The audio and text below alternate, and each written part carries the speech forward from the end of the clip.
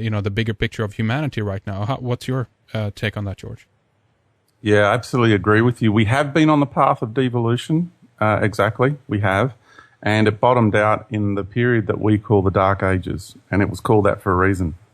And what we're doing now, we had the Renaissance and we're coming out of that. And what's happened is you've got this outside influence on the planet at the moment, which is trying to, on one level, stop that from happening.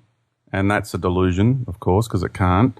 And on another level, higher aspects of this force, this negative force, want to actually steer people off the path. Mm-hmm. So their intention is to steer as many people away from this organic process of ascension as possible. So we're coming up. So because we journeyed down through the dimensions of the universe and we went right down to the depths and the bowels and to the furthest points of separation that we can go. And now we're starting to bring it all back. And we're on the way back. But even though the perception of devolution has been in the last few millennia on this planet, it's think of that as a mini cycle because it's all fractals. It's cycles within cycles within cycles. And so just like the Mayan calendar expresses that we are compressing previous cycles into these smaller cycles. So we're replaying everything that we've done before, but just in shorter periods of time. Right. If that makes sense. Yep. So I guess also in one sense, I mean, I have my own personal idea of why some of these, malevolent forces are here, what their reason might be and what their function is and why they're allowed to be here. But, I mean, if we look at this from the point of view of God, if you will, that you spoke of earlier, what is the higher function for that? Why are they allowed to try to derail us from the path that we're on, George? Now, first thing I want to clear up too is that the concept of God that I'm expressing is not biblical, okay, and It's not religious in any form.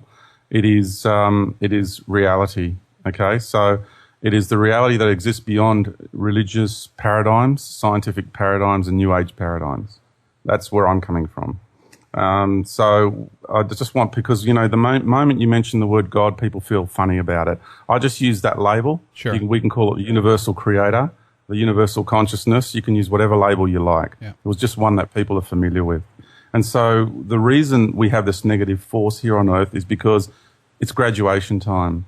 And so because this is a polarity-based construct, the greater portion of this universe is a light expression of light, which is a waveform. So you've got the whole universe the portion of the universe that is in this type of light construct is a polarity-based expression of light.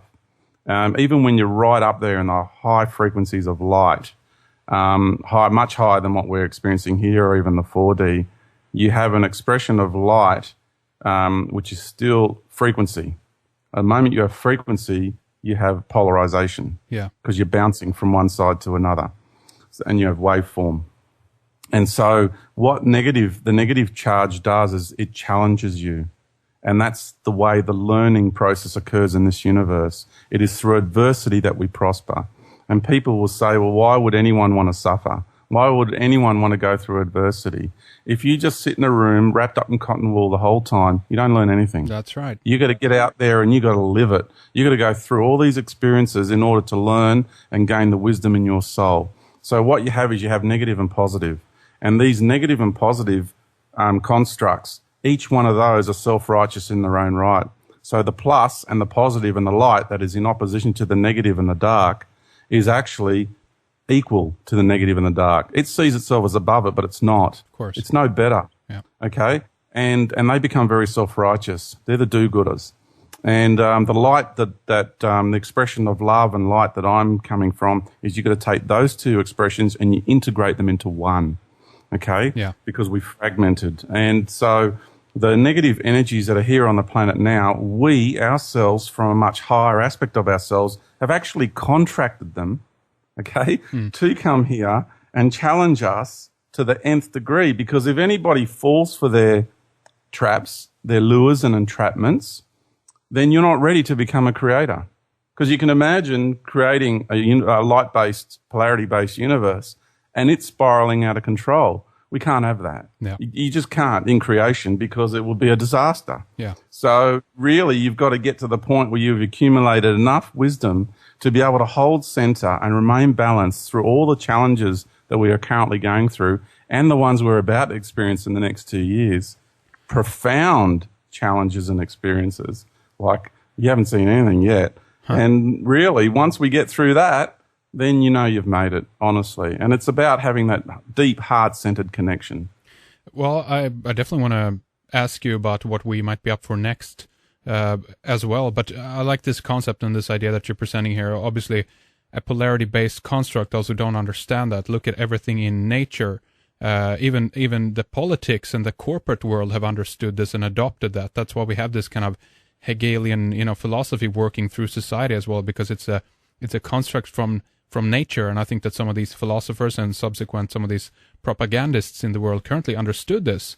So they understand that we have to take this in order to create something, for something to work and be operational in our world.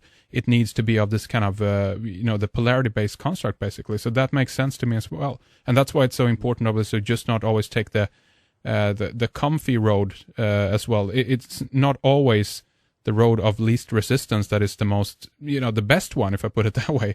You actually need to have some bumps along the ride as well, right, George? Yeah, unfortunately, yeah, there are some major hurdles along the way, but those bumps and hurdles, well, while they hurt at the time and you're in that experience, it's never too pleasant. But once you get out the other end of it, it's there's always an appreciation. Absolutely. So let's see here. Where do we want to go next? I guess we can talk about what we're up for next. I mean, how do you see things unfolding here in the next couple of years? And I mean, I guess from my personal point of view, it's I thought that more would have unfolded, if I put it that way, and happened by this time. 2011, we're marching towards 2012, and for some reason I thought that there would have been more calamity in one sense, more chaos, and not from the point of view that I want to see this or whatever and urge it to bring it on, but at the same time, it's been kind of working slow, because in some cases I see the deconstructive as being a good force actually in the world at the end of it, and some of these paradigms we're living through right now in reality needs to kind of break up a bit, but that hasn't happened as quickly as I expected. How about you, George? Yeah, not as quickly as George would have liked either. But from the perspective of my greater being, it's kind of a good thing that it hasn't happened yet, because it allows us to have an easier go of it. So what will happen is it'll be very intense over a shorter period of time, rather than drawing out, because the world and the people are suffering. There's so much suffering in the world as it is. So rather than making it worse, it actually ends up being a little bit better. It softens the blow, so to speak. Yeah. And it's happening is it's like a quiet revolution that's happening behind the scenes, because the changes are actually coming in from a subatomic level, and our atoms are spinning faster. I know mine are. I know. I know my being, so I feel that they're spinning faster. My molecules are vibrating faster, and the reason I'm sensitive to this, because I've been in so many different realities. I've been beamed up into so many different ships.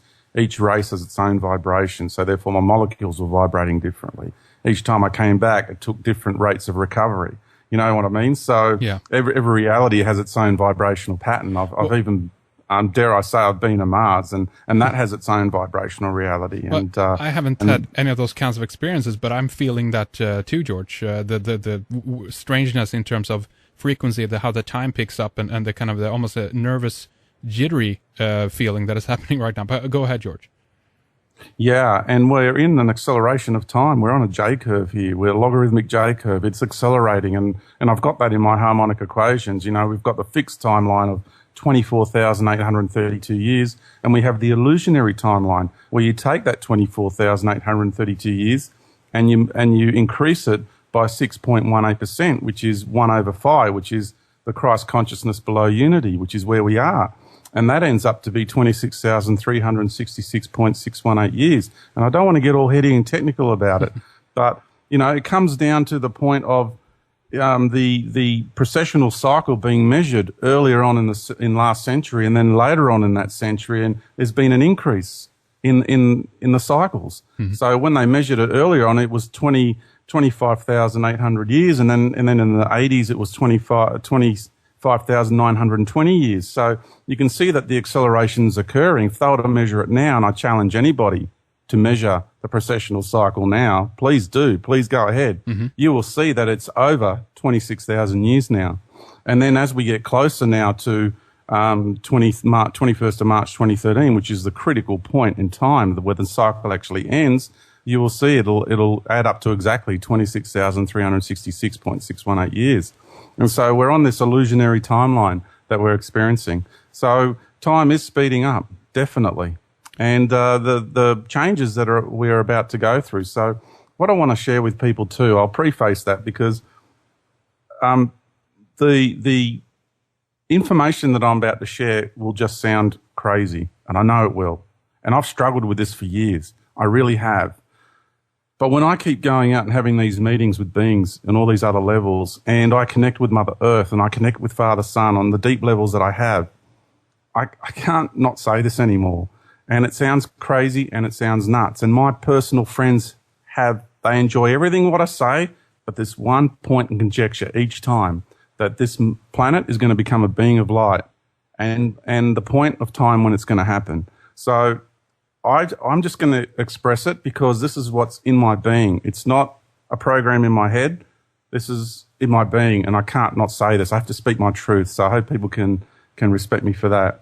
All right, so sure. What we have here is it has to do with 2012. Mm-hmm. It has to do with the ending of the Mayan calendar, and the cycle actually does not end on the 21st of December 2012. It actually ends on the 21st of March 2013 because it's not the precession of the solstices. It's the precession of the equinoxes.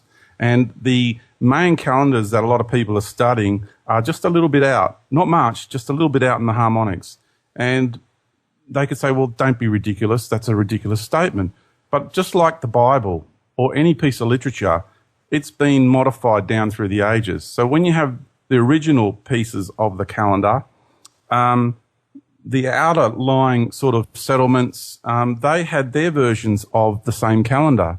And so what we are just seeing is the very few pieces that made it through the millennia of an agenda of disseminating and destroying any piece of evidence of life and its true life cycles on this planet. Mm-hmm. So something got through, some remnants got through, and that's what these people are studying, just a few bits and pieces that made it through of this incessant agenda of going around to every culture on Earth and destroying everything that recorded the natural cycles of life. Yeah, yeah. And so, yeah, that's an explanation, if you will, then on some of the behavior of the Roman Catholic Church, for instance, and the destruction of knowledge and of people and of cultures and of we have the burning of witches and the eradication of shamans and all that happening throughout human history. So you're saying there's a reason for that, basically. Absolutely, it was to totally take away the true knowledge of life and the natural cycles of life. So we ended up being assimilated into this false and synthetic construct that we are conditioned into our societies with. Yeah. So the cycles actually end on the 21st of March 2013. Now I have harmonic equations that are showing that, and I'm no mathematician, right? I'm just sharing this knowledge that I've bought from within my being and from my journeys. And I ask anybody who knows anything about harmonics, please take a look at those equations because there's something there. Because that cycle of 24,832 years, that actually plugs into the DNA, our DNA. It plugs into everything, all the cycles of time. It just plugs into so much, just that one equation. So it's not 26,000 years. It's deeper than that. It goes deeper than that. Okay. So what the events that will play out is that on the 21st of March 2013 is when the planet hits center, fine center. Because in order for a planet to